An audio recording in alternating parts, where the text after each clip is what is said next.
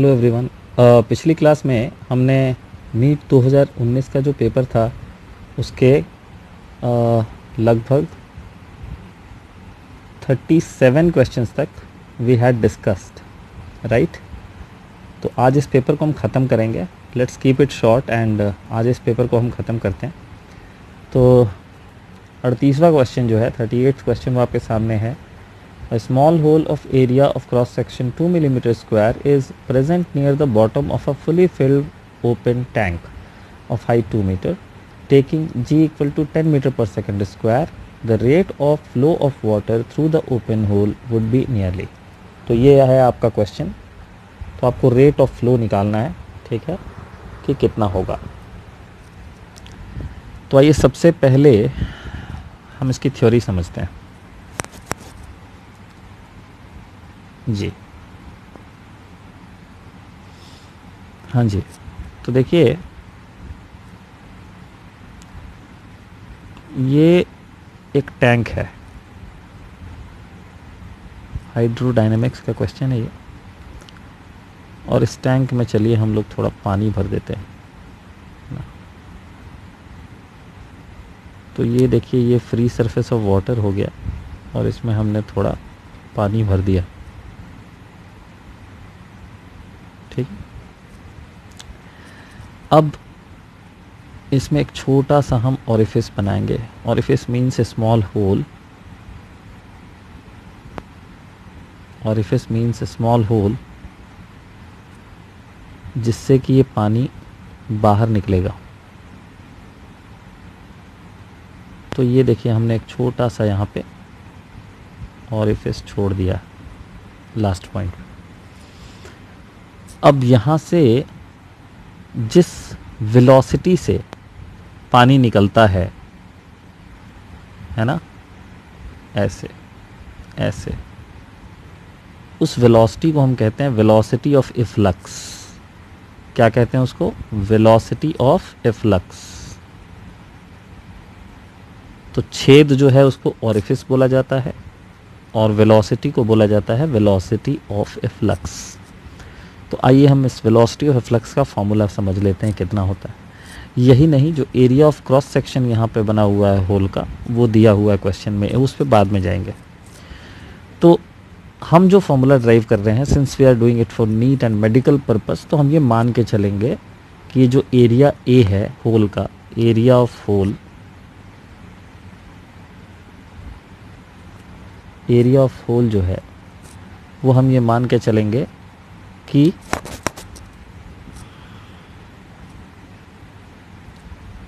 ए दिया हुआ है, ठीक है। और ये area of cross section of tank जो है उसके कंपैरिजन में बहुत ही स्मॉल है, ठीक है। सो it is very very smaller than capital A. Capital A is the area of the tank.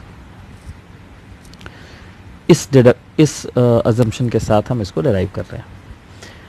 तो डिराइव कैसे करेंगे वेलोसिटी ऑफ फ्लक्स को, और वेलोसिटी ऑफ फ्लक्स से फिर rate of flow of water कैसे निकालेंगे? तो देखिए हम बर्नौलीज इक्वेशन लगाएंगे।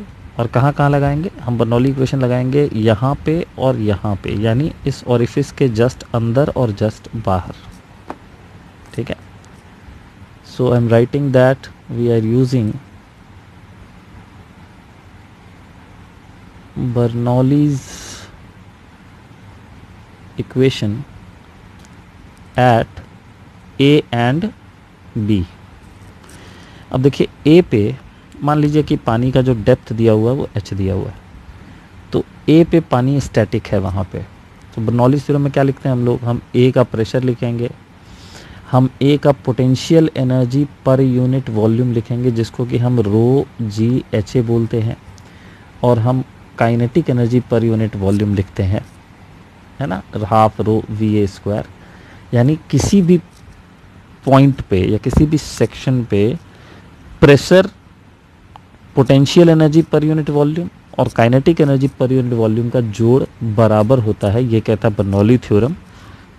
स्पेशली अगर आपका फ्लूइड आइडियल है और उसका फ्लो अगर स्ट्रीमलाइंड है तो इसी को हम बी पे भी लिखेंगे, rho g h B plus half rho v square. पहली बार देखिए बर्नौलीज इक्वेशन का भी क्वेश्चन आया है, इससे पहले नहीं आया था। अब आइए बात करते हैं प्रेशर के बारे में। तो देखिए ए का जो प्रेशर होगा वो कितना होगा, तो ए पे प्रेशर एक तो एटमॉस्फेरिक बाहर से लगेगा ही लगेगा, प्लस चूँकि वो डेप्थ एच पे है इनसाइड द लिक्विड तो वहाँ प्रेशर होगा रो जी एच, लेकिन वहाँ लिक्विड की कोई काइनेटिक एनर्जी नहीं होगी, ठीक है। और इसी लेवल को हम डेटम यानी रेफरेंस मान लेते हैं, तो हम ये कह सकते हैं कि भाई पोटेंशियल एनर्जी भी नहीं है यहाँ पे। तो ये पूरा का पूरा टर्म प्रेशर का है, ये पोटेंशियल, ये काइनेटिक। बी पे क्या है, बी के ऊपर कोई लिक्विड नहीं है तो बी के ऊपर केवल एटमॉस्फेरिक प्रेशर होगा। बी का भी पोटेंशियल एनर्जी वाला टर्म कितना होगा, 0 होगा, लेकिन बी के पास एक काइनेटिक एनर्जी होगी और इससे आपको वी मिल जाएगा। अब देखिए पी कट जाएगा, वी का वैल्यू √2gh मिल जाएगा। अब रहा रेट ऑफ फ्लो का सवाल। तो रेट ऑफ फ्लो तो एक मैथमेटिकल चीज़ है। रेट ऑफ फ्लो का मतलब ये हुआ कि आपको निकालना है वॉल्यूम कमिंग आउट पर सेकेंड। वॉल्यूम कमिंग आउट पर सेकेंड निकालना है आपको। तो ये कैसे निकलेगा, तो अगर मान लीजिए कि लेट्स से कि 1 सेकेंड में अगर v मीटर पर सेकेंड से पानी बाहर निकल रहा है, अगर v मीटर पर सेकेंड से पानी बाहर निकल रहा है तो 1 सेकेंड में v length of liquid column बाहर आएगा, ये लिक्विड जो छेद से बाहर आएगा, और उसका एरिया ऑफ क्रॉस सेक्शन होगा a। तो कितनी वॉल्यूम लेके बाहर आएगा, av। तो 1 सेकेंड पर सेकेंड में av जो है rate of flow of volume है। तो आप उसको एरिया से मल्टीप्लाई कर देंगे तो आपको रेट ऑफ फ्लो जो है वो निकल जाएगा a इंटू वी। वी की वैल्यू वहाँ डालनी पड़ेगी, a आपको ऑलरेडी दिया हुआ है। तो ये पूरा इसका थ्योरी है। अब हम आते हैं अपने क्वेश्चन पे एंड लेट्स कैलकुलेट कि क्या वैल्यू होगी। तो देखिए,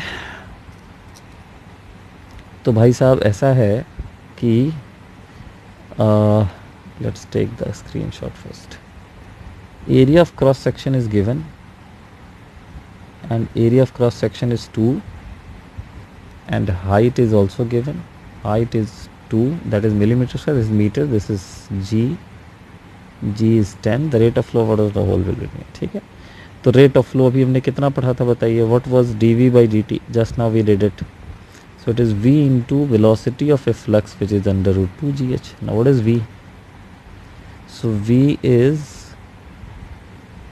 a into nought v into, V तो √2gh ही है, a इंटू, तो a कितना है भैया, a है 2 मिलीमीटर का मतलब 10⁻³ मीटर होता है।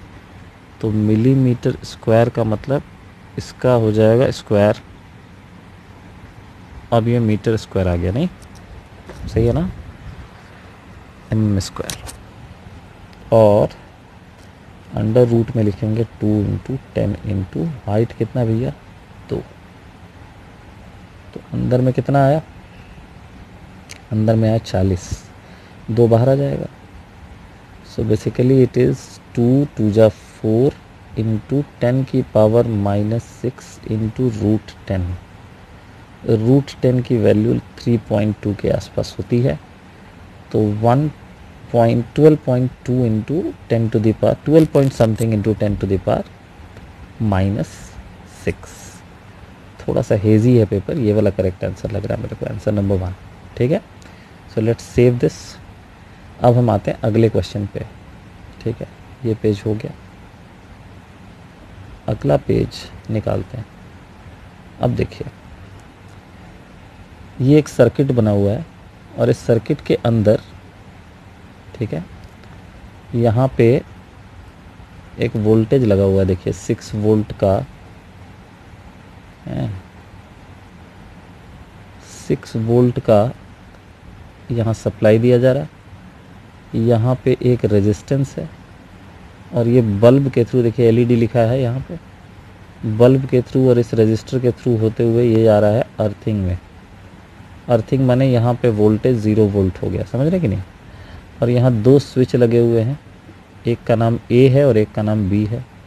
स्विच ऑन की पोजीशन को हम 1 कहते हैं और स्विच ऑफ की पोजीशन को हम 0 कहते हैं। तो आपको बताना है कि ये पूरा सर्किट इनमें से किस गेट को रिप्रेजेंट करता है, ठीक है, क्योंकि हमारे 2 इनपुट हैं, हमारे पास 2 इनपुट हैं A और B, और हमें आउटपुट से अंदाज़ा लगाना है कि किस गेट की रिप्रेजेंटेशन होगी, लॉजिक गेट की।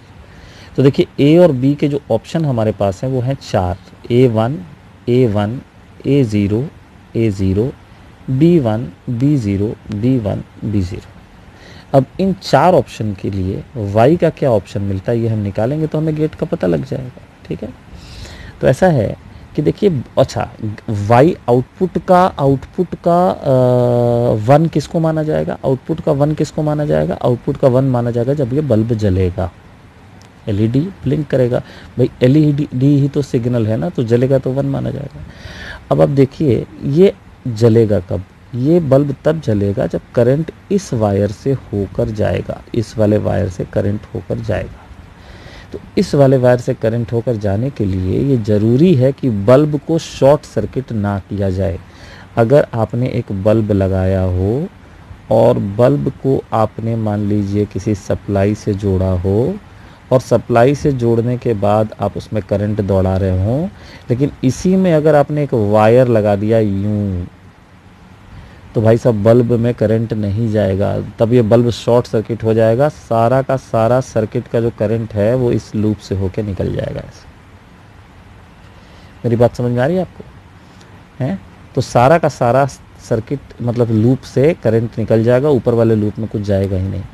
तो शॉर्ट सर्किट नहीं होना चाहिए यहाँ पे। तो अब देखिए, अगर मैं 1 को बंद कर दूँ और B को बंद कर दूँ, दोनों को बंद कर दूँ, तो बल्ब की आउटपुट 0 हो जाएगी, बल्ब नहीं जलेगा बिकॉज शॉर्ट सर्किट हो जाएगा। और एक को बंद करेंगे तब शॉर्ट सर्किट नहीं होगा क्योंकि सर्किट खुला रहेगा। तो उस केस में बल्ब जलेगा, इसमें भी जलेगा, दोनों ऑफ रहेंगे तो वो भी जलेगा। तो अब सोचिए किस गेट में, सबसे पहले तो बताइए किस गेट में 3 आउटपुट 1 होते हैं आउट ऑफ 4? ये होते हैं किस में, और में और नैंड में। और में 3 आउटपुट हाई कब होते हैं, 0 कब होता है और में, जब दोनों 0 होते हैं तब 0 होता है। और नैंड में 0 कब होता है, जब दोनों 1 होते हैं तब 0 होता है। नैंड एंड का उल्टा है। एंड में क्या होता है, अगर ये दोनों हाई होते तो आउटपुट हाई होता, और किसी केस में नहीं होता, दोनों को हाई होना होता। ये होता है एंड गेट। नैंड गेट में जो एंड में 0 था वो 1 बन जाता है, और जो 1 था वो 0 बन जाता है। ठीक है, तो नैंड गेट तब आउटपुट 1 देता है, तभी आउटपुट 1 देता है जब जब ए और बी दोनों की वैल्यू 1 नहीं है। ठीक है, अगर दोनों की वैल्यू 1 हो जाएगी तो नैंड गेट जो है वो 0 देगा, because NAND is inverse of AND gate. तो ये भैया नैंड गेट है। ठीक है, so let's save it and proceed further. In which of the following processes heat is neither absorbed nor released by the system? This is the most easy question of the paper and the easiest question, and that is adiabatic process. Very simple. ठीक है, तो इसमें कुछ करने की ज़रूरत ही नहीं है, तो इसमें तो आगे ही बढ़ जाते हैं हम लोग। अगला क्वेश्चन क्या कहता है, 800 टर्न कॉयल है and of effective area of the coil that is also given is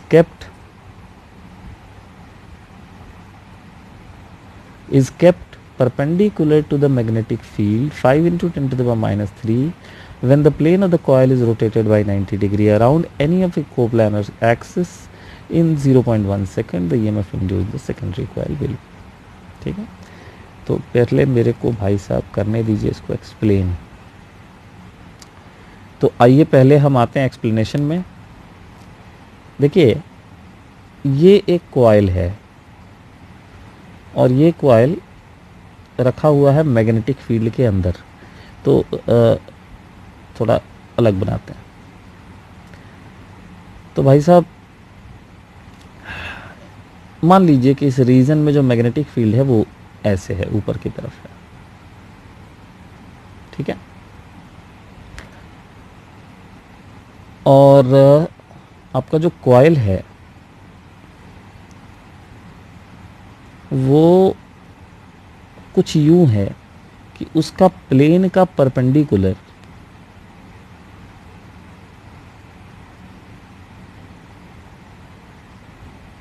B के साथ थीटा एंगल बनाता है। This is normal to the plane and this is magnetic field. इस कंडीशन में जो फ्लक्स होगा कॉइल के थ्रू वो होगा B A cos theta, where A is the area of the coil. Theta is the angle between normal to the coil and magnetic field, right? और जो EMF होता है एवरेज EMF, हम instantaneous की बात नहीं कर रहे हैं। अगर हम इंस्टेंटेनियस ईएमएफ की बात करें तो उसको निकालने के लिए मैग्नीट्यूड हमें d phi by d t करना पड़ेगा, rather N d phi by d t करना पड़ेगा, where N is the number of turns in the coil.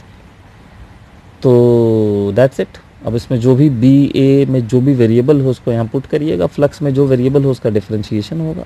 ठीक है, ये तो डिपेंड करता है ना फ्लक्स में वेरिएबल क्या है। अगर बी वेरिएबल होगा तो d B by d t अंदर रहेगा और बाकी सब बाहर आ जाएगा। लेकिन एवरेज में what we use is n into phi2 minus phi1 total change in flux divided by total change in time। ये काम करते हैं हम लोग एवरेज ईएमएफ निकालने। चूंकि यहाँ पे केवल थीटा बदल रहा है, क्वेश्चन में दिया हुआ था कि हम इसको रोटेट कर रहे हैं ग्रेजुअली, हम प्लेन को रोटेट कर रहे हैं ऐसे। ठीक है, तो उस कंडीशन में थीटा बदलेगा तो बी और ए हो जाएंगे बाहर, and simply you have to write cos theta 2 minus cos theta 1 divided by T2 minus T1। ये है आपका एवरेज वैल्यू का एक्सप्रेशन। अब इसमें आप रिलेशन में डाल दीजिए वैल्यू, आपको आंसर मिल जाएगा। इंस्टेंटेनियस रहता तो आप ये काम करते। ठीक है, तो बिल्कुल बेसिक फॉर्मूला है। ठीक है, इसमें 2 केसेस 3 केसेस हो सकते हैं, रादर हाँ 2 ही मान लो, 3 मान लो।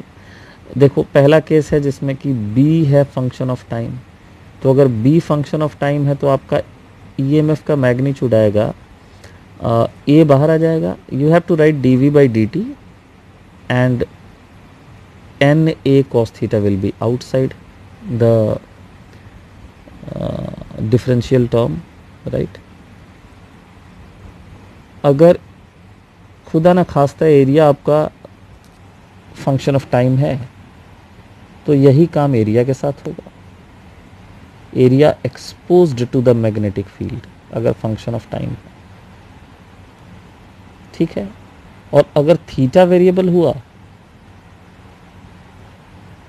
तो उस कंडीशन में आपका जो ईएमएफ होगा उसमें एन बी ए बाहर आ जाएंगे और डी ऑफ डी टी आपको करना होगा कॉस थीटा का, जिसको आप लिखोगे कॉस थीटा की डिफरेंशिएशन होगी sine theta into d theta by d t. So it is basically N B A sine theta d theta by d t. तो देखिए शॉर्ट में मैंने आपको फैराडेज लॉ पढ़ा दिया, सेकेंड लॉ। एवरेज वैल्यू अगर आपको निकालना है ईएमएफ का तो आप इस एक्सप्रेशन को यूज़ करेंगे, और अगर आपको इंस्टेंटेनियस वैल्यू निकालना है तो आप N d phi by d t use करेंगे, और डिपेंडिंग ऑन द सिचुएशन कि कौन सा टाइम के साथ वेरी कर रहा है हम डिफरेंशियल यहाँ पे करेंगे। ठीक है, ओके। तो हम अब आगे बढ़ते हैं और हम आ जाते हैं अपने क्वेश्चन पे। तो पीछे हमने फार्मूला डिराइव कर लिया था, है ना, हमारा स्क्रीनशॉट चला गया कहीं, दोबारा ले लेते हैं। तो पीछे हमने फार्मूला डिराइव कर लिया था, और ये फार्मूला हमने डिराइव किया था ई एवरेज का N B A that was common and cos theta 2 minus cos theta 1 divided by T2 minus T1, and we'll take the mode because we need to express the magnitude only. Now what is the number of turn in the coil? Number of turns in the coil is 800. Value of magnetic field is 5 into 10 की power minus 5 Tesla. It is very hazy. I think it is minus 5, yeah. And area is 0.05 meter per second square, meter square, I'm sorry. Now coming to cos theta. Now what is cos theta? So first angle is perpendicular to the magnetic field. ठीक है, पहले रखा हुआ था, देखो is kept perpendicular to magnetic field। तो initially आपका coil रखा हुआ था भाई साहब ऐसे, मैग्नेटिक फील्ड ये है, कॉयल ऐसे रखा हुआ है। तो नॉर्मल जो है या एरिया वेक्टर जो है वो बी के डायरेक्शन में आ जाएगा ना, तो पहले वाला एंगल जो हो जाएगा वो हो जाएगा कितना हो जाएगा, 0 डिग्री हो जाएगा। और फिर आपने इस कॉयल को 90 डिग्री घुमा दिया तो एरिया इधर चला जाएगा। तो थीटा 1 की वैल्यू 0 डिग्री होगी और थीटा 2 की वैल्यू 90 डिग्री होगी। तो उसको यहाँ पुट कर दीजिए। कॉस थीटा 2 का मतलब 0 हो गया, कॉस 90 इनिशियली -1 हो गया, कॉस 0 1, और फिर इसका मोड ले लेना। तो ये तो काम ही ख़त्म हो गया। तो देखो भाई ये 10 टू पावर -2 यहाँ पे है, -5 यहाँ पे, -7 +2 आ गया। तो ये तो काम खत्म हो गया, 10⁻⁻5 बचा और 25 गुना 8 तो ये हो गया 200। सो बेसिकली हमारा आंसर है 200 × 10⁻⁻5, जिसको हम 2 × 10⁻³ वोल्ट भी कह सकते हैं। तो ये हमारा करेक्ट जवाब होगा। तो इसको हमने किया सेव और हम आ जाते हैं क्वेश्चन नंबर 42 पे। क्वेश्चन नंबर 42 जो है वो कहता है कि the radius of circle, the period of revolution, initial position and sense of revolution are indicated. अच्छा, यहाँ तक है क्वेश्चन बाबा, बहुत बड़ा क्वेश्चन है। अच्छा, तो Y projection of radius vector लिखना है। देखिए, पढ़िए क्वेश्चन, पढ़िए पूरा अच्छे से। The radius of circle, the period of revolution, initial position and sense of revolution are indicated in the figure. ठीक है, तो मैं आपको फिगर इलस्ट्रेट कर दूं कि एक पार्टिकल जो है वो सर्कुलर मोशन कर रहा है, वो इस पॉइंट से अपनी जर्नी शुरू कर रहा है। यहाँ पे पार्टिकल दिखाया जा रहा है t=0 पे, ये t=0 की पोजीशन है ये वाली। समय के साथ ये ऐसे घूम रहा है क्लॉकवाइज। टाइम पीरियड इसका दिया हुआ है 4 second, in case it is not visible to you. And this is x axis dear and this is y axis, okay, and this is origin and the radius is given, the radius is 3 metre. ये कहानी कुल मिला के दी हुई है। तो आपके इसके मोशन का y के पैरेलल प्रोजेक्शन लेना है। ठीक है, सो हमें प्रोजेक्शन लेना है इस लाइन पे, y एक्सिस पे, है ना, या ऐसे कह लीजिए, इसको थोड़ा अलग बना दीजिए, यहाँ बना दीजिए। y प्रोजेक्शन लेना है, मतलब y एक्सिस का प्रोजेक्टेड हमें पोजीशन लेना है। तो अगर y एक्सिस पे SHM कर रहा है तो इसका मतलब मीन पोजीशन यहाँ होगा। ठीक है, तो हम यहाँ से टॉर्च जला के देखते हैं और यहाँ हमारा छाया बनता है इस जगह पे, शैडो। तो ये पार्टिकल करेगा सर्कुलर मोशन, लेकिन उसका जो शैडो करेगा वो करेगा up down up down up down. अब देखिए, आपका पार्टिकल जो है वो शुरू कहाँ से कर रहा है? पार्टिकल यहाँ से शुरू कर रहा है, तो इसका प्रोजेक्शन यहाँ आ जाएगा। So particle is starting from the extreme position and going towards the mean position. t=0 पे अगर यहाँ से शुरुआत हो तो मोशन का इक्वेशन क्या होता है बताइए? y = a cos ωt। अब आप बोलेंगे सर cos क्यों, साइन क्यों नहीं? इसलिए बेटा इसको याद कर लो, मैं समझा देता हूँ। ठीक है, 4 पोजीशंस तो याद रखो कम से कम है।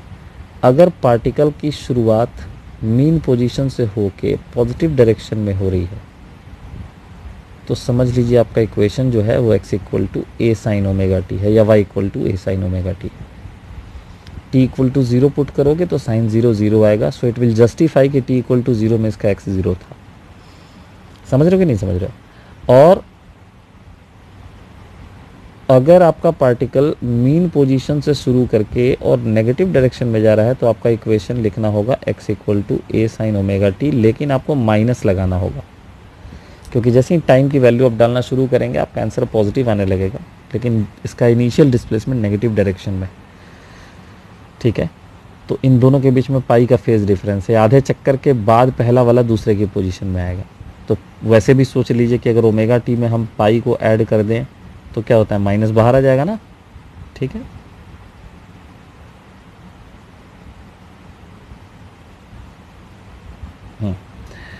और अगर पॉजिटिव एक्सट्रीम पोजीशन से शुरू करे तो equation y = a cos ωt होगा। अगर नेगेटिव पोजीशन से शुरू करता, अगर नेगेटिव एक्सट्रीम पोजीशन से शुरू करता तो भैया हमारा इक्वेशन होता x = -a cos ωt। अन्य सभी केसेस में जो जनरल इक्वेशन होता है SHM का, जो लेके आप चलते हैं डिराइव करने के लिए, वो आप लिखते हैं y = a साइन या कॉस भी लिख सकते हैं, यहाँ पे आज़ादी है पूरी। ये लेके चलते हैं आप, अगर इन चारों केसेस में से ना दिया रहे तो। So here we are. अब आप इक्वेशन लिखिए, आपका काम हो जाएगा। तो एम्पलीट्यूड कितना होगा भाई? तो एम्पलीट्यूड रेडियस के बराबर होगा। यही तो है रेडियस, यही तो है एम्पलीट्यूड। ठीक है, तो एम्पलीट्यूड हमारा हो गया 3, कॉस हो गया, ओमेगा लिखिए, ओमेगा कितना हो जाएगा? 2 pi by capital T, 4 second है, into small t। So 3 cos pi by 2t, 3 cos pi by 2t आप ऑप्शन में ढूंढ लीजिए, आपको मिल जाएगा। अभी देख लेते हैं, ये देखिए 3 cos पाई बाई 2t, ये लास्ट ऑप्शन है यहाँ पे, चौथा वाला, ठीक है, फोर्थ आंसर होगा इसका। अब आइए अगले क्वेश्चन पे, ये क्या है भाई साहब, अ पैरेलल प्लेट, देखिए थोड़ा सा हेजी है, ये साफ साफ नहीं छपा हुआ है क्वेश्चन पेपर, तो मैं आपको डिक्टेट कर रहा हूँ, इन केस आपको कुछ ना दिखाई दे तो आप वहाँ से मेरी बात सुन सकते हैं। तो मैं क्या कह रहा था कि पैरेलल प्लेट कैपेसिटर एक है और उसकी कैपेसिटेंस है 20 माइक्रोफैराड, ठीक है। So capacitance of the capacitor is given, यहाँ लिखता हूँ साइड में मैं, ये है 20 माइक्रोफैराड, और इसको चार्ज कर रहे हैं एक ऐसे सोर्स से जो टाइम के साथ जिसकी वोल्टेज वेरी कर रही है, और उसके वोल्टेज के वेरिएशन का वैल्यू दिया हुआ है 3 वोल्ट पर सेकेंड। तो कहता है conduction current through the connecting wires and displacement current through the plates of the capacitor should be respectively. तो इस क्वेश्चन में कैपेसिटर और इलेक्ट्रोमैग्नेटिक वेव दोनों को मिक्सअप करने की कोशिश की है। तो पहले तो मैं आपको बता दूं कि अगर आपने ये वेव पढ़ा हो कि भाई ये है प्लेट ऑफ कैपेसिटर और ये बन गया हमारा सर्किट, कैसा सर्किट बना, सेल ही नहीं लगाया है, सेल तो लगाना पड़ेगा ना, ये देखिए सेल लगा दिया हमने, तो ये बन गया सर्किट। तो भाई साहब ये जो वायर हैं कनेक्टिंग, इनमें फ्लो करता है कंडक्शन करंट। कौन सा करंट फ्लो करता है, कंडक्शन करंट। और कंडक्शन करंट का मतलब वही जो सदियों से पढ़ते आए हैं, D Q by d T. और कैपेसिटर के प्लेट के बीच में फ्लक्स के वेरिएशन की वजह से करंट होता है, और वो होता है डिस्प्लेसमेंट करंट, आईडी, ठीक है। डिस्प्लेसमेंट करंट का जो फॉर्मूला होता है वो होता है epsilon nought into d electrostatic flux through the plate divided by dt, मतलब d phi by d t. Phi E is the flux through the plate, ठीक है। और आपको ये बताया जाता है कि दोनों करंट्स बराबर होते हैं, लेकिन जहां आईसी होगा वहां आईडी नहीं होगा, और जहां आईडी होगा वहां आईसी नहीं होगा, तो दोनों इक्वल होते हैं, तो दोनों की वैल्यू सेम होगी। तो हो गया क्वेश्चन सॉल्व, नहीं क्वेश्चन सॉल्व नहीं हुआ, बिकॉज 2 और 4 दोनों आंसर हो सकते हैं, ठीक है, दोनों इक्वल होने चाहिए, तो 1 और 3 ऑप्शन तो ऐसे ही कट जाता है। अब आइए क्वेश्चन पे आते हैं। तो भैया कैपेसिटर का चार्ज जो होता है उसको VC लिखते हैं, और हमें निकालना है करंट, तो हम dq बाई dt करेंगे तो C रह जाएगा और dv बाई dt आ जाएगा। तो यही आपका कंडक्शन करंट है और यही डिस्प्लेसमेंट करंट है। अब आप C का वैल्यू डाल दीजिए। C का वैल्यू कितना है बताइए, 20 माइक्रोफैराड है, क्या है, 20 माइक्रोफैराड है। 20 माइक्रोफैराड के साथ dv बाई dt कितना है, 3 वोल्ट पर सेकंड है। तो यह आ गया 6 इंटू 10 की पावर -5 या 60 माइक्रो वोल्ट, 60 माइक्रो एम्पेयर, ये हमारा आंसर हो जाएगा। नहीं, माइक्रो एम्पेयर लिखा है तो फिर ये 10 टू पावर -6 लिखने की क्या ज़रूरत है, हाँ इसको हटा दीजिए, फिर 60 माइक्रो एम्पेयर हमारा आंसर हो जाएगा, और दोनों की वैल्यू सेम होगी। So this is the correct answer, sorry. Okay, save it. Now let's move to the next one. ये तो बड़ा ही आसान क्वेश्चन है जी, परसेंटेज एरर का क्वेश्चन है। तो कहता है कि x का परसेंटेज एरर निकाले। देखिए ABCD की परसेंटेज एरर दी हुई है 1%, 2%, 3% एंड 4%। रिलेशन दिया हुआ है, रिलेशन मैं आपको दोबारा लिख देता हूँ। x का वैल्यू जो है दैट इज़ a का स्क्वायर इंटू b की पावर हाफ अपॉन c की पावर 1/3 इंटू d की पावर 3, ये है आपका इक्वेशन। और ABCD का परसेंटेज एरर गिवन है 1%, 2%, 3%, 4%। तो आपको x का परसेंटेज एरर निकालना है। तो आपको बता दूं पावर के फॉर्म में delta x divided by x into 100, यानी परसेंटेज एरर इन x जो होता था उसको कितना लिखते थे, a की पावर, अब यहाँ a की पावर कितनी है 2 into percentage error of percentage error in a, तो delta a divided by a into 100%। एक बात और बता दें, इसमें मोड होता है, किसी सूरत में नेगेटिव मत लिखना। We consider the maximum value case, तो हम हर जगह पॉजिटिव लिखेंगे। सेम काम हम बी के लिए करेंगे, तो हम फिर से एक बार लगाएंगे मोड, हालांकि मोड ज़रूरत नहीं, वो पावर पहले से पॉजिटिव है उसका, फिर भी समझाना भी है ना, फिर प्लस, अब देखो नेगेटिव पावर है लेकिन हम मोड लगाएंगे, अब इसमें C का परसेंटेज लिख देंगे आप, और चौथा delta D by D into 100%।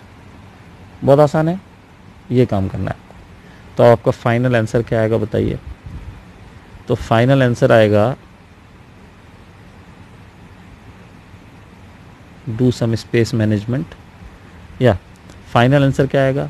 So 2 multiplied by A का percentage error 1% plus half multiplied by B का परसेंटेज एरर यानी 2% प्लस 3 मल्टीप्लाइड बाई उसका नहीं 3 नहीं 1/3 मल्टीप्लाइड बाई उसका परसेंटेज एरर है 3% एंड प्लस 3 मल्टीप्लाइड बाई उसका परसेंटेज एरर है 4%। इन सबको जोड़ दिए तो आपको वैल्यू मिल जाएगी मेरे ख्याल से 16%।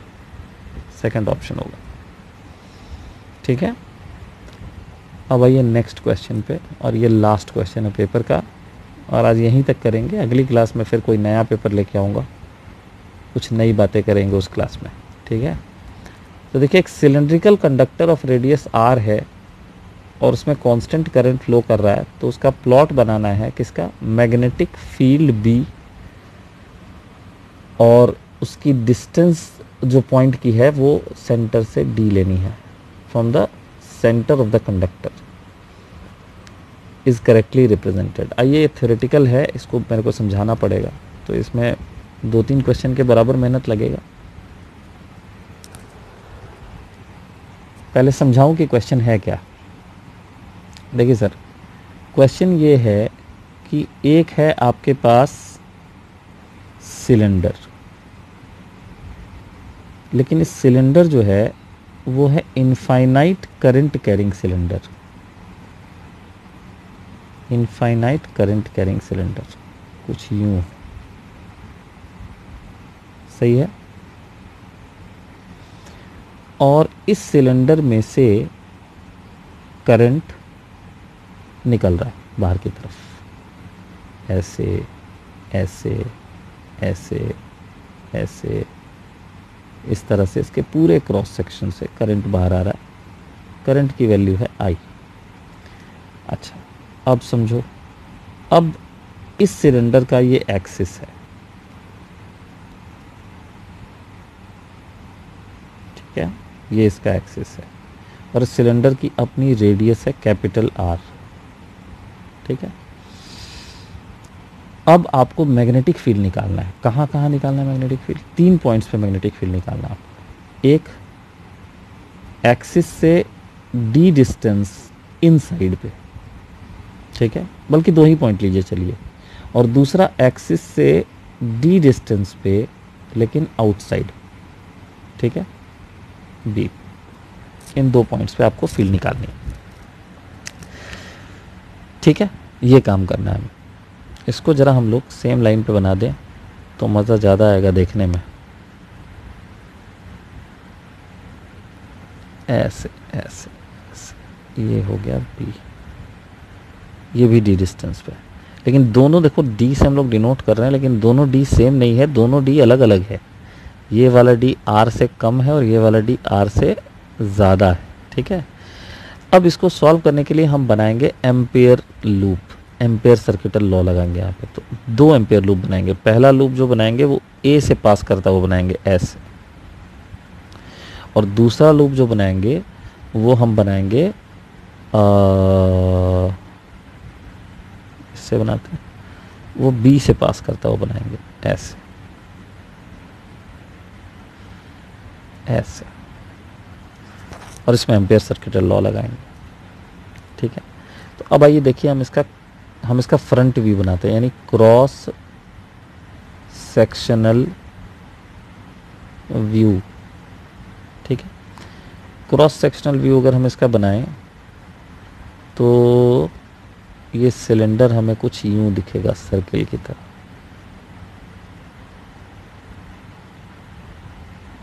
चलिए, और आपको करंट ऐसे बाहर निकलता हुआ दिखेगा इससे,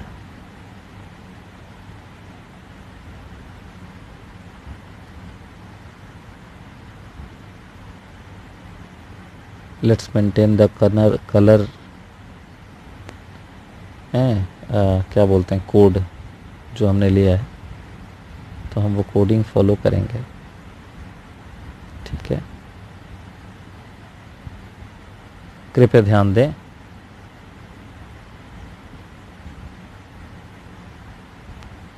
कुछ यूं करके करंट इससे निकल रहा है। ठीक है, अब हमारा पॉइंट ए कहाँ है? हमारा पॉइंट ए है यहाँ पे, ये रहा ए, और ये रहा ए का एम्पेयर्स लूप। ठीक है, और हमारा पॉइंट दूसरा रहा बी, बी रहा यहाँ पे, और ये वाला है बी से गुजरने वाला एम्पेयर लूप। ठीक है, अब देखिए, चूंकि करंट यूनिफॉर्मली स्प्रेड है पूरे सिलेंडर के क्रॉस सेक्शन पे, तो बी वाले कोई भी एक लूप ले लीजिए पहले, तो आप ए का लूप ले लीजिए, बी का लूप ले लीजिए, any loop you can take. तो दोनों इस एक लूप के किसी भी पॉइंट पे, ए पे आप यहाँ हैं, आप यहाँ हैं, आप यहाँ हैं, आप यहाँ हैं, कि आप यहाँ हैं, सब हर पॉइंट की स्थिति जो होगी वो एक जैसी होगी। ठीक है कि नहीं? सबका जो करंट के रिस्पेक्ट में जो पोजीशनिंग होगा वो एक जैसा होगा। और चूंकि ये करंट बाहर की तरफ आ रहा है, तो इसका जो मैग्नेटिक फील्ड होगा वो ऑब्वियसली उसकी जो डायरेक्शन होगी वो कैसी होगी? इस तरह से होगी, एंटी क्लॉकवाइज। यहाँ पर भी ऐसी ही होगी। तो ये दोनों लूप पे बी का मैग्नीट्यूड हर जगह सेम आएगा। यहाँ और यहाँ सेम नहीं आएगा, इस पे हर जगह सेम आएगा और इस पे हर जगह सेम आएगा। मेरी बात समझ रहे हैं आप? ठीक है, तो ये हम लोग इसको बी ए लिखते हैं। ठीक है, या हम इसको बी आई लिखते हैं। बी आई मतलब क्यों लिख रहा हूँ मैं बी आई बताओ? मतलब अंदर, इनर, और इसको बी ओ लिखते हैं, बी आउटसाइड। ठीक है, लेकिन बी आई ए लूप पे हर जगह सेम रहेगा। अब हम आते हैं